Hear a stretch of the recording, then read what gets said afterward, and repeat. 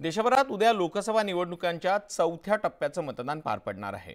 महाराष्ट्रातल्या नंदुरबार, जळगाव, रावेर, जालना, छत्रपती संभाजीनगर, मावळ, पुणे, शिरूर, नगर, शिर्डी आणि बीड अशा 11 मतदारसंघात उद्या आपला मतदानाचा हक्क बजावणार आहे। निवडणुकीच्या पार्श्वभूमीवरती प्रशासन सज्ज झालेलं आहे।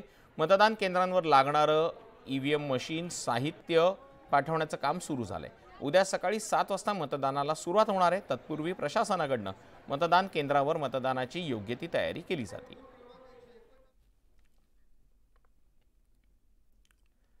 शिर्डी लोकसभेसाठी उद्या मतदान पार पडणार असून प्रशासकीय यंत्रणा सज्ज झालेली आहे। यामध्ये अकोले, संगमनेर, शिर्डी, कोपरगाव, श्रीरामपूर आणि नेवासा या विधानसभा मतदारसंघांचा समावेश आहे।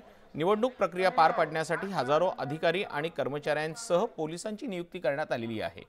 कर्मचारी मतदान केंद्राकडे रवाना सुद्धा झालेत। याचाच आढावा घेतलाय आमचे प्रतिनिधी हरीश दिमोटे यांनी।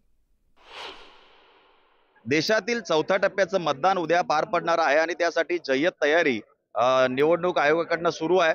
शिर्डी लोकसभेमध्ये देखील उद्या मतदान पार पडणार आहे। त्यासाठी मतदान अधिकारी किंवा कर्मचारी आता मतदान केंद्रांवरती रवाना होताना दिसत आहेत। जवळपास 8530 कर्मचाऱ्यांची नियुक्ती या ठिकाणी करण्यात आलेली आहे। जवळपास 1708 जे मतदान केंद्र आहेत ते शिर्डी लोकसभा मतदान केंद्रामध्ये आहे आणि आता हे सगळेजण रवाना होताना दिसत आहेत। जवळपास 211 बसेस आणि 469 इतर गाड्या अशी व्यवस्था यांना घेऊन जाण्यासाठी करण्यात आलेली आहे। आणि आता सगळेजण मतदान केंद्राकडे रवाना होत आहेत।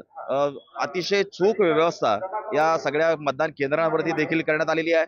जे मतदार मतदान केंद्रावरती येतील त्यांना पिण्याच्या पाण्याची व्यवस्था असेल, अपंगांसाठी व्हीलचेअर असेल, त्याचबरोबर ऊन पावसापासून सुरक्षेसाठी तिथे मंडप असेल, अनेक प्रकारच्या सुविधा मतदारांना दिल्या जात आहेत आणि त्यानुसार सगळी व्यवस्था करण्यात येते। सगळीकडे अतिशय मोठा पोलीस बंदोबस्त देखील असणार आहे। अतिशय चुरशीच्या लढती शिर्डीमध्ये बघायला मिळत आहेत आणि तिरंगी लढत शिर्डीमध्ये आहे। युतीचे उमेदवार सदाशिव लोखंडे यांच्यासाठी मुख्यमंत्र्यांसह सगळ्या नेत्यांनी मोठी ताकद लावलेली आहे, तर दुसरीकडे आघाडीचे उमेदवार भाऊसाहेब वागचोरे यांच्यासाठी देखील मोठी ताकद आघाडीने लावलेली आहे। तर या दोघांना टक्कर देण्यासाठी वंचित बहुजन आघाडीच्या उत्कर्षावर रुपवते ह्या देखील मैदानात उतरलेल्या आहेत। अतिशय जो प्रचार जो आहे तो सगळ्यांनी केला आणि घरोघर जाऊन देखील मतदारांच्या भेटीगाठी घेतल्या आहेत। आता या तिघांपैकी मतदार कुणाला स्वीकारणार हे उद्या मतदान पेटीत बंद होणार आहे। हरीश दिमोटे, न्यूज 18 लोकमत, शिर्डी। जळगाव आणि रावेर या 2 लोकसभा मतदारसंघातल्या मतदान साहित्य वितरण अंतिम टप्प्यात आलेलं आहे। कंट्रोल युनिट, बॅलेट युनिट आणि व्हीव्हीपॅट मशीनची तपासणी करण्यात आलेली आहे। तसंच जळगाव जिल्ह्यातल्या 3886 मतदान केंद्रांवर कर्मचाऱ्यांना पोलीस विभागाने सुरक्षा प्रदान केलेली आहे। याच संदर्भात जिल्हा पोलीस अधीक्षक डॉक्टर महेश्वर रेड्डी यांच्याशी बातचीत केले आमचे प्रतिनिधी प्रशांत बाग यांनी। लोकसभा निवडणुकीचा चौथा टप्पा आता आपण जळगाव जिल्ह्यात जळगाव आणि रावेर 2 लोकसभा मतदारसंघ आणि आपल्याला माहिती आहे की भारतीय जनता पक्षाचा बालेकिल्ला असलेल्या याच मतदारसंघामधली निवडणूक अखेरच्या टप्प्यामध्ये ऐन रंगत आलेली आहे। त्याचं कारण सुद्धा अनेक वेगवेगळं आहे। अर्थात हा झाला राजकीय भाग, पण प्रशासकीय यंत्रणेचा भाग तितकाच महत्वाचा आहे। माझा सहकारी गणेशला मी विनंती करतो, गणेश आपण दाखवूया जळगावातील MJ कॉलेज जवळ असलेल्या एकलव्य मैदानावरचं हे आहे चित्र। सगळ्याच प्रशासकीय यंत्रणा कामाला लागल्या आहे। Control unit, ballot unit, VVPAT machine, आपल्या जिल्ह्यातल्या 3886 जे सगळे मतदान केंद्र या सगळ्याच ठिकाणी मतदान साहित्य वितरण करून त्यांना पोहोचवण्याची सगळ्यात अवघड कामगिरी प्रशासकीय यंत्रणा करते। या ठिकाणी आपण बघतोय की प्रत्येक ठिकाणी पोलीस आहेत, कर्मचारी आहेत, वेगवेगळ्या प्रकारचे मशीन्सचे 3 पॅकेट आपल्याला दिसत आहेत।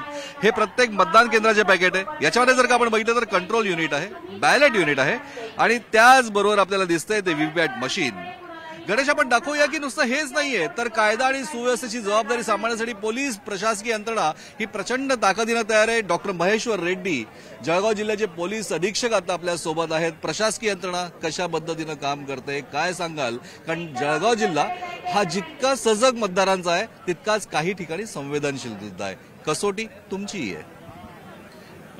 जळगाव जिल्ह्याचे दोन्ही पार्लमेंटरी कॉन्स्टिट्युएन्सीचं आज उद्या आपला वोटिंग होणार आहे।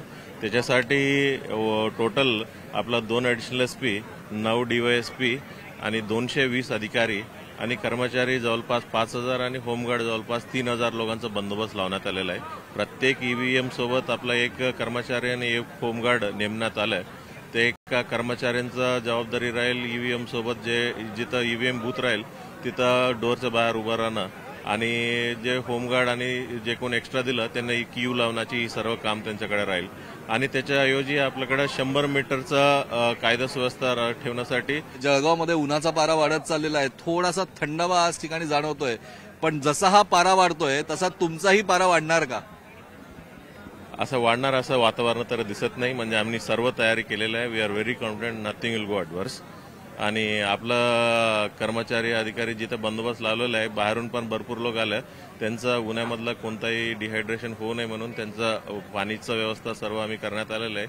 आणि जेवढं शक्य आहे तेवढा ORS पॅकेट आणि ग्लुकोजचं व्यवस्था बी आम्ही तयार करण्यात आलेलं आहे.